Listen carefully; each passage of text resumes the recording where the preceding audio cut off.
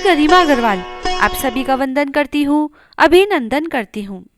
आइए आज हम सुनते हैं मंगसिर महीने की चौथ की कहानी। एक साहूकार था, उसके बेटे की बहू जब अपने पीहर जाती तब उसकी भाभियां पूछती, बाईजी जी माई क्या? जब वह जवाब देती, हाँ खा आई बासी सूखी। एक दिन उसका पति अपनी ससुराल आया, तब उसकी भाभियां बोली कि आप हमारी बाईजी को बासी सूखी रोटियां क्यों देते हैं?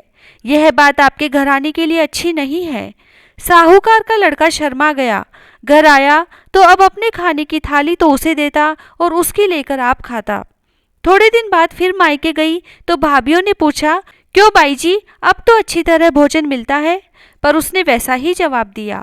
साहूकार का बेटा फिर अपनी पत्नी को लाने गया तो फिर से भाभीियों ने उलाहना दिया, बोली आप अपनी माँ को कुछ भी कहते क्यों नहीं? साहूकार के लड़के ने चुप्पी मार ली और घर आकर अपनी स्त्री से बोला कि तुम बिना मतलब मुझे क्यों बदनाम करती हो? बहू बोली, अभी तो बड़ों की कमाई खाती हूँ, जब आपकी कमाई खाऊंगी तो ताजा भोजन करूंगी।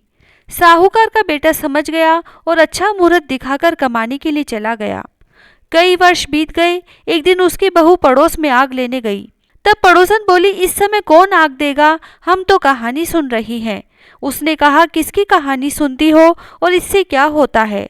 तब महिलाएं बोली, चौथ के व्रत की कहानी सुनती हैं। अन्न हो, धन हो, पुत्र हो, 12 वर्ष का बिछड़ा पति मिले। घर आकर साहूकार के बेटे की बहू ने भी व्रत का नियम लिया। उसकी सास उसे 4 समय भोजन देती तो वह 1 समय का तो भोजन गाय को देती, 1 समय का ब्राह्मणी को देती, 1 समय का राखुड़े में गाड़ देती और चौथे समय का भोजन चांद को अर्घ्य देकर खुद खा लेती। इस तरह वह चौथ का व्रत करती रही।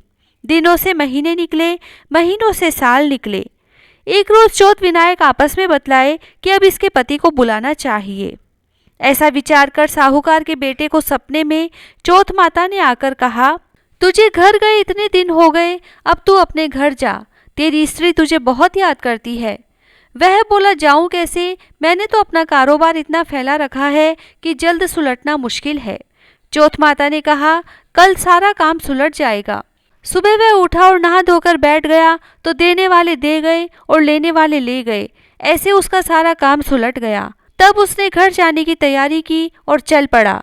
चलते चलते बावनी उजाड़ आई, देखा कि एक काला नाग अग्नि की तरफ जा रहा है।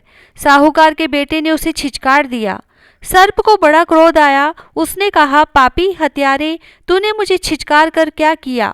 मैं कई दिनों से भूखा मरता कष्ट पा रहा था, आज मैं जलकर अपने कष्ट को दूर कर देता, अब मैं तुझे खाऊंगा। साहूकार का बेटा बोला, भाई खा तो ले, पर मुझे मेरी माँ और बहू से मिले बहुत वर्ष हो गए, मैं घर जाकर उनसे मिल आऊं, फिर तू मुझे खा लेना। सर्प बोला, घर जाकर तू भला क्यों आने लगा? साहूकार का बेटा बोला, मेरे पीछे पीछे आ जा, मैं रात को सोऊं तब खा लेना। सर्प बोला, मैं खाट पर चढ़ नहीं सकता। तो साहूकार के बेटे ने कहा कि मैं अपनी चोटी लटका दूंगा, उसके सहारे चढ़कर खा लेना। सर्प मान गया और उसके पीछे पीछे चला गया। घर पहुंचा, सारे घर में आनंद छा गया। रात हो गई। फिर वह ऊपर छत के कमरे में सोने के लिए गया। तब सीढ़ियों में बालू मिट्टी बिछाकर छिड़काव कर दिया। एक सीढ़ी में दूध का कटोरा भरवा कर रख दिया और एक सीढ़ी में सुगंध वाले फूल रखवा दिए और जाकर सो गया।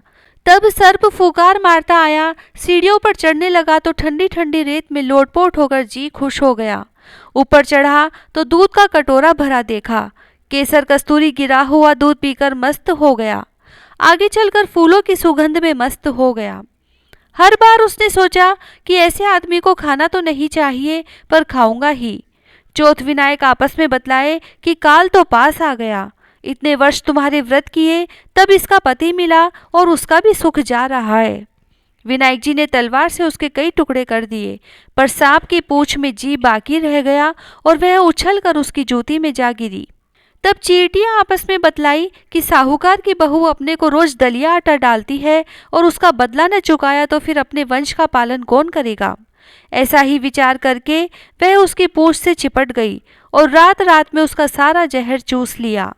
सुबह साहूकार का लड़का देरी तक नहीं उठा तो उसकी माँ ने सोचा जलकर जगाना चाहिए। तब माँ छत की तरफ गई तो देखा कि चारों तरफ खून बिखरा पड़ा है। तो उसने सोचा कि बेटे के पीछे कोई दुश्मन लगा आया था और उसने उसे मार दिया। वह रोने लगी। उसका रोना सुनकर बेटा उठा और अपनी माँ से कहा कि माँ, मैं अच्छी तरह हूँ, तू विचार मत कर। मेरा दुश्मन मारा गया, अब तो दान पुण्य करो, फर्श में सीढ़ियों को धुलाकर साफ कर दो। फिर उसने अपनी माँ से पूछा, माँ, मेरे पीछे आपने कोई दान पुण्य, व्रत या उपवास किया था क्या? माँ बोली, बेटा, हमने तो कुछ भी नहीं किया। उसकी बहू बोली, मैंने चौथ का व्रत किया था। उसकी सास बोली, हाँ, तूने जरूर किया होगा। रोजाना 4 समय का तो मैं तुझे खाना देती रही और तू कहती है कि चौथ का व्रत करती थी। बहू बोली, हाँ, देती रही सो तो सही है, पर मैं खाती नहीं थी। सास ने पूछा, तो क्या करती थी? बहू बोली, पहले समय का तो गऊ को देती थी, दूसरे समय का हथकार वाली ब्राह्मणी को दे देती और तीसरे समय का राखुड़े में दबा देती तथा चौथे समय का चांद को अर्घ्य देकर मैं खा लेती। सास ने कहा, यह कैसे माना जाए? बहू बोली, आप इस बात की जांच करो। सास गऊ के पास गई तो गऊ ने सिर हिलाकर हाँ भरी। ब्राह्मणी से पूछा तो उसने कहा, हाँ, देती थी। राखुड़े को खोदकर देखा तो हीरे मोती जगमगा रहे थे। सास को ईमान आ गया और बोली, हाँ बहू, तेरे इस व्रत से ही आज मेरा बेटा राजी खुशी है। इसका दुश्मन मारा गया और खूब धन दौलत भी हो गई। उसने सारी नगरी में ढिंढोरा पिटवा दिया कि बेटों की माएँ, पुरुषों की स्त्रियां 12 चौथ का व्रत करे। 12 नहीं तो 6, 6 नहीं तो 4 और 4 नहीं तो 2 अपने दीदे गोड़े आंख पैर के लिए जरूर करे। हे महाराज चौथ विनायक, जैसे साहूकार के बेटे का कष्ट काटा उसी तरह सबका काटना। उसकी बहू को सुहाग दिया वैसा सबको देना। कहता ने, सुनता ने, हुकारा भरता ने, सारे परिवार की रक्षा करना। जय श्री राधे। बिंदाई जी की कहानी। एक दिन गणेश जी के मंदिर में मेला आया। सभी लोग मेला देखने गए। एक छोटी सी लड़की ने अपनी माँ से कहा, माँ, मैं भी मेला देखने जाऊंगी। माँ ने कहा, बहुत भीड़ है, कहीं दब जाएगी, रहने दे। परंतु लड़की जिद करके बैठ गई। अंत में माँ ने 2 चूरमे के लड्डू बनाकर दिए और लोटे में पानी दिया और कहा कि एक लड्डू गणेश जी को खिलाकर पानी पिला देना और एक लड्डू तू खा लेना। लड़की मेले में गई। सब लोग मेला देखकर वापस आने लगे और लड़की को भी वापस आने को कहा। तब लड़की ने कहा कि मैं तो गणेश जी को लड्डू खिलाकर ही वापस आऊंगी और गणेश जी की शरण में बैठ गई और कहती गई, एक लड्डू तुझको, एक लड्डू मुझको। ऐसे ही सारी रात बीत गई। गणेश जी ने सोचा कि अगर लड्डू नहीं खाऊंगा तो यह घर नहीं जाएगी। सो गणेश जी छोटा सा रूप धरकर आए और लड्डू जी में और पानी पी लिया। प्रसन्न होकर लड़की से कहा कि कुछ मांग ले। लड़की ने कहा, अन्न मांगू, धन मांगू, 9 खंड महल मांगू, 84 दिया, हाथी हंस बांदी पीस, खूट्यो हार सेजा भरता रुंझुन बेल, बस इतनों सो मांगू हूँ, सो मुझे दे देना। गणेश जी ने सोचा कि दिखती तो छोटी सी थी पर बहुत कुछ मांग लिया, पर फिर बोले, जा ऐसा ही होगा। लड़की को सब कुछ मिल गया। रुनझुन बैल पर बैठकर सारा सामान लेकर घर आई तो माँ ने कहा, सभी तो कब के घर आ गए, तू कहाँ रह गई थी? लड़की ने कहा, सभी तो मेला देखकर आ गए, परंतु मैं तो गणेश जी को चूरमा खिलाकर पानी पिलाकर आई हूँ। गणेश जी ने प्रसन्न होकर मुझे यह सब कुछ दिया है। उसकी माँ और सब लोग देखते ही रह गए।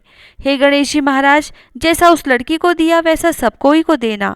कहता ने, सुनता ने, हुकारा भरता ने, अपने सारे परिवार की रक्षा करना। जय श्री राधे।